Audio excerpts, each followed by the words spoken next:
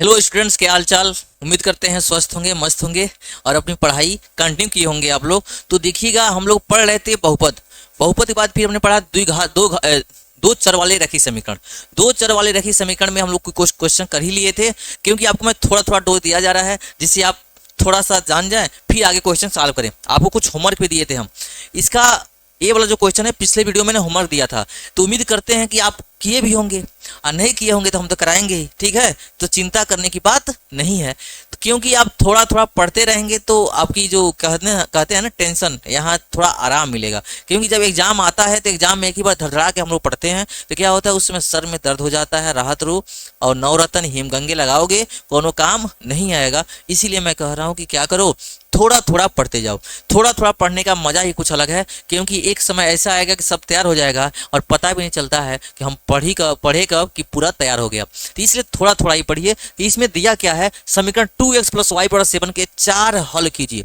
4 हल लिखना है, तो 4 हल लिखना है। तो हम तो कहे थे भैया ये क्या है, दो चर वाला रैखिक समीकरण है। और दो चर वाला जो रैखिक समीकरण होता है, इसके अपरिमित रूप से अनंत हल होते हैं। अपरिमित हल होते हैं, जितना आगे भागते जाओ मिलता जाएगा। तो आप चिंता मत करिए, इसका भी तो बहुत आसानी है। तो सॉल्यूशन में आप लिखोगे क्या, ध्यान से सुनो। दिया हुआ है 2x + y = 7।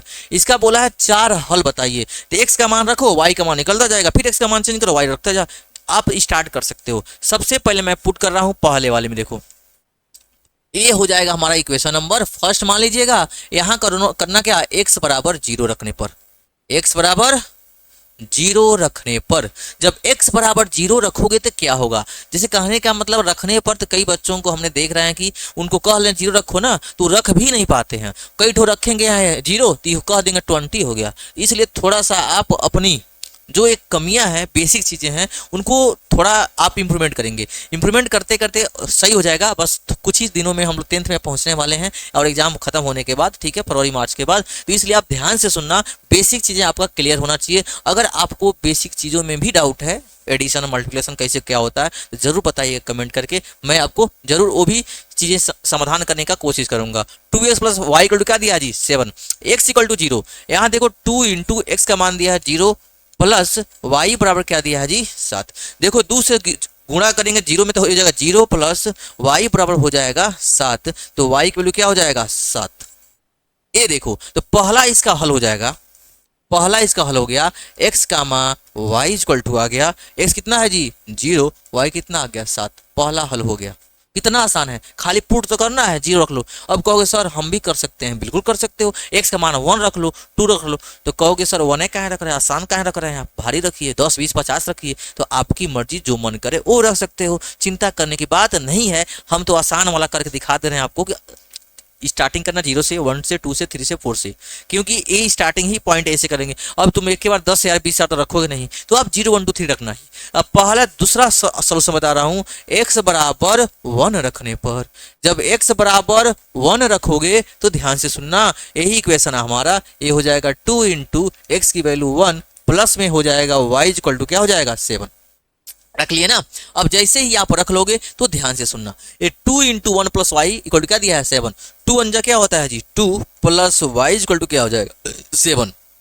y बताना है जी, तो y = क्या हो जाएगा, 7। ये उधर जाएगा माइनस में 2, तो फाइनली आंसर आ गया हमारा y = क्या आ जाएगा, 5। y कितना आ गया, 5। तो दूसरा इसका हल हो जाएगा, x कामा y = हो जाएगा, x 1 रखे हैं तो y कितना आ गया, 5। जब हम रखे हैं x की वैल्यू 0 तो y आ गया 7। जब हम रखे हैं x की वैल्यू 1 तो y आ गया 5। तो 2 हुआ है ना। इसका स्क्रीनशॉट ले लो। अब x की वैल्यू मैं पुट करने वाला हूं 2, फिर रखूंगा 3। कुछ देखते रहो क्या आता है। x की वैल्यू, अब क्या है जी, x की वैल्यू 2 रखने पर, x की वैल्यू 2 रखने पर अब क्या हो जाएगा, यहाँ 2 × में 2 प्लस y = 7। अब देखो 2 दूना क्या हो जाएगा जी, 4 प्लस y बराबर हो जाएगा 7। तो यहाँ y = हो जाएगा 7, 4 उधर जाएगा माइनस में 4, y कितना आ जाएगा जी, 3। और ये हमारा तीसरा क्वेश्चन आ गया, मतलब तीसरा सॉल्यूशन। x रखे हैं 2 तो y आ गया 3, x रखेंगे 2 तो y आएगा 3। अब फिर से यही देखो, अब x की वैल्यू कितना रखोगे, 2 के बाद 3 रख लो। x बराबर 3 रखने पर जब x बराबर 3 रखेंगे तो हो जाएगा 2 इंटू एक्स की वैल्यू 3 प्लस में y बराबर हो जाएगा 7, 2 तिहाई 6 प्लस y बराबर कितना हो जाएगा 7। क्या किए हैं जी, x बराबर 3 रखे हैं, जब 3 रखोगे तो यहाँ 3 हो जाएगा, 3 हो गया प्लस y बराबर 7, तो 3 दूना क्या हो जाएगा 6 और प्लस y इक्वल टू 7, तो y निकालोगे y बराबर 7 माइनस 6, तो y कितना आ जाएगा 1।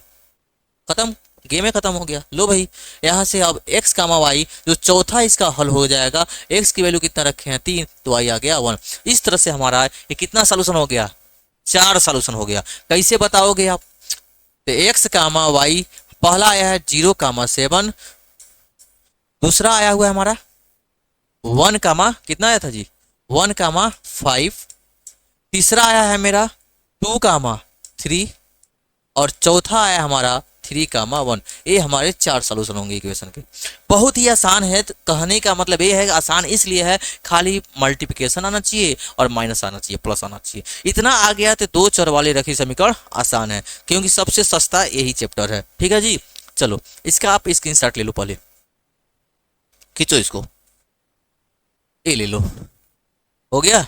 अब चलो अगला क्वेश्चन देखते हैं। दिया हुआ है k का मान ज्ञात कीजिए। बहुत इंपॉर्टेंट क्वेश्चन है, बार बार आता है, ये बहुत इंपॉर्टेंट क्वेश्चन है, आपके हाफ ईयरली में भी आया ही था, पूर्ण वाले एग्जाम में भी आएगा। k का मान बताना है, बोला है x कितना है 2 और y कितना है 1, यानी मुझे पुट करना है x बराबर 2 और y बराबर 1। इस समीकरण का मान है, तो कह रहा है k का मान बता दीजिए। तो ध्यान से सुनिएगा रसुल्ला, 2x प्लस 3y बराबर क्या हो जाएगा k। ठीक है जी, कहने का मतलब ये है कि जब इक्वेशन मुझे पता है और उसमें कोई अननोन दिया हुआ है और एक्स वाई बोल ही रहा है, मतलब उसका सॉल्यूशन है, उसकी वैल्यू दिया हुआ है, तो एक्स के जगह पर जो दिया वो रख लो, वाई के जगह पर दिया वो रख लो, के तो ऑटोमेटिक निकलो, चिल्ला के कह रहा है मैं आ जाऊंगा। यहाँ से देख लो, ये हो जाएगा 2 और एक्स की वैल्यू कितना दिया हुआ है 2, फिर देखो प्लस यहाँ दिया है 3 और वाई की वैल्यू कितना दिया है 1, इज इक्वल टू क्या हो जाएगा की, मतलब वाई की वैल्यू 1 रख लिया, एक्स की वैल्यू 2, 2 2 जा कितना हो जाएगा जी 4 प्लस 3 1 जा 3 बराबर हो जाएगा के, ये हो जाएगा 3 और 4 कितना हो जाएगा 7 बराबर के। कितना आसान है जी, एकदम हलवा क्वेश्चन है। ठीक है, अगर आपको समझ में आ रहा है तो बिल्कुल आप बताएं कि हाँ बिल्कुल आ रहा है, क्योंकि जब आप बताएंगे तभी मुझे पता चलेगा हाँ आपको आ रहा है कि नहीं आ रहा है। तो यहाँ देखो x इक्वल टू 2 दिया, y इक्वल टू 3 दिया हुआ है, ये वाला इक्वेशन पकड़े हैं, ये वाला, तो यहाँ x की वैल्यू 2 रख दिया, y की वैल्यू 1 रख दिया, 2 दूना 4 3 1 3, 4 और 3 कितना हो जाएगा 7, ये हमारा आंसर हो जाएगा, k का मान हो जाएगा। ठीक है, खींचिए फोटो, आगे बढ़ते हैं। ए देख लो, दिया है यदि बिंदु 3 4 समीकरण इतना इतना के आलेख पर स्थित है तो ए का मान, सेम वही क्वेश्चन है। चलो देखते हैं कोई सॉल्व करता है कि नहीं। तो सॉल्व कब करोगे, जब थोड़ा सा आप दिमाग से बैठो, और कहने का मतलब ये है कि आप लेके बैठो पेन कापी लेके बैठे रहोगे तो क्या होगा, पेन कापी रहेगा तो तुरंत हम क्वेश्चन दे रहे हैं, तुम तुरंत पेन चलाओगे, अच्छा दीदी दीदी ये आंसर आ गया। तो कहने का मतलब एक्टिव रहना चाहिए, मैथ की क्लास में हमेशा एक्टिव रहना पड़ता है, दिमाग को चलाना है, बस सो के देखने से नहीं होता है, दिमाग चलता रहना चाहिए, पेन भी चलाओ, हो सकता है कैलकुलेशन आपका अच्छा हो तो माइंड में ही कैलकुलेशन करके आंसर आप बता सकते हो। तो ध्यान से सुनो, क्वेश्चन दिया क्या हुआ है, दिया हुआ है यहाँ 3y क्या दिया बाबू, 3y equal to ax plus में 7, कह रहा है बिंदु 3 कामा 4 समीकरण का आलेख पर स्थित है, 3 और 4 दिया हुआ है, मतलब यहाँ से क्या करोगे आप, x की वैल्यू कितना हो जाएगी 3 और y की वैल्यू कितना हो जाएगी 4, 3 और 4 दोनों ही रख लेना। ठीक है, 3 और 4 दोनों ही रख लोगे, देखो क्या आएगा, जैसे ही x की वैल्यू 3 रखोगे y की वैल्यू 4 रखोगे तो क्या आ जाएगा, यहाँ 3 और y की वैल्यू कितना दिया है 4 बराबर a हो जाएगा a, और x कितना दिया है जी 3 दिया है, प्लस में हमारा क्या हो जाएगा 7 हो जाएगा। तो क्या करेंगे हम x y करके निकाल लेंगे। ठीक है,